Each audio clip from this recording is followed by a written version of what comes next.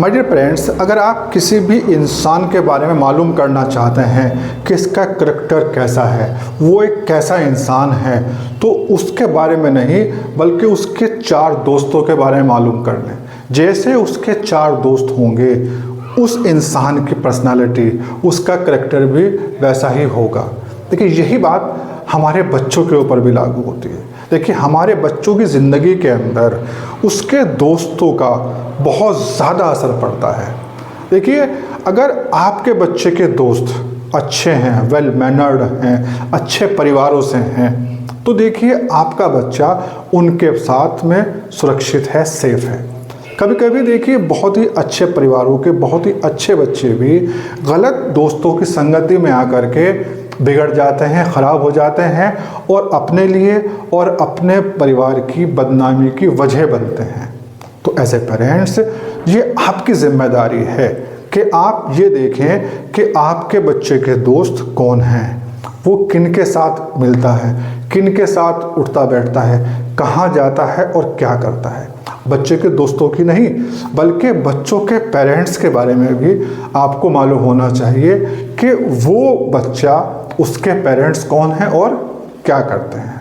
और इसके साथ साथ एक चीज़ आपको और समझनी चाहिए कि जो आपकी बॉन्डिंग है अपने बच्चों के साथ में इतनी बढ़िया होनी चाहिए कि जो बच्चा है वो आपके साथ में अपनी हर एक बात को बिना किसी खौफ के, बिना किसी डर के, बिना किसी हिचकिचाहट के शेयर कर सके। सही बात नहीं, गलत बात भी, उसे पूरा इस बात का यकीन हो कि अगर मैं अपने पेरेंट्स के साथ में कोई गलत बात भी शेयर कर रहा हूँ तो मेरे पेरेंट्स उसके ऊपर, मुझ पर गुस्सा नहीं करेंगे, बल्कि जो मुझसे गलती हो गई है उसे माफ़ कर देंगे और मुझे सही तरीके से गाइड करेंगे। बच्चे के अंदर ये कॉन्फिडेंस होना चाहिए। देखिए, ये हमारे ऊपर भी बात लागू होती है कि देखिए हम बड़े लोग भी अगर हमें कोई सलाह लेनी होती है, हम किसके पास जाते हैं?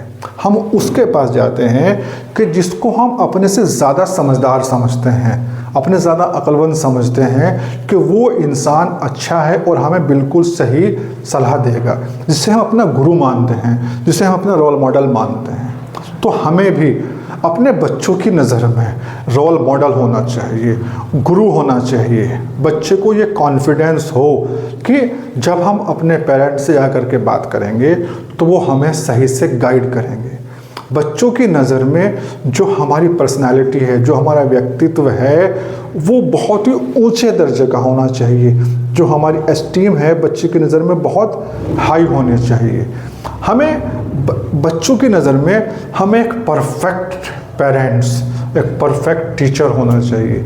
बच्चे की नज़र में हमारे अंदर कोई कमी नहीं होनी चाहिए। तो देखिए, ऐसी कोई भी चीज़, ऐसी कोई भी कमी जो बच्चे के ऊपर गलत प्रभाव डाल सकती है, अगर वो हमारे अंदर है तो उसे छोड़ देना चाहिए, बिल्कुल छोड़ देना चाहिए। और ऐसी कोई भी चीज़ हमारे चरित्र के अंदर, हमारे करैक्टर के अंदर ऐसी नहीं होनी चाहिए जिसका असर बच्चों के ऊपर पड़े।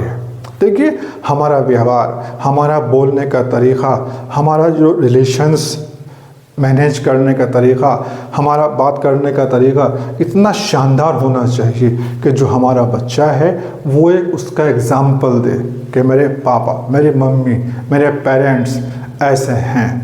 अगर ये क्वालिटी हमारे अंदर हैं, हम अपने अंदर डेवलप कर लेते हैं, तो हमारे जो बच्चे हैं उन्हें एक बहुत ही मेंटली और फिज़िकली स्ट्रॉन्ग होने से, एक अच्छा नागरिक बनने से, एक अच्छा सिटीज़न बनने से कोई नहीं रोक सकता।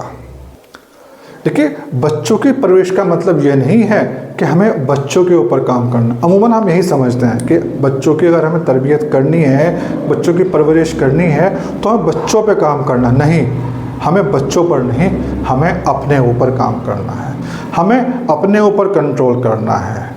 सबसे पहले हमें अपने आप को पर नियंत्रण करना है। अच्छी परवरिश के लिए ये बात हमें समझने की ज़रूरत है।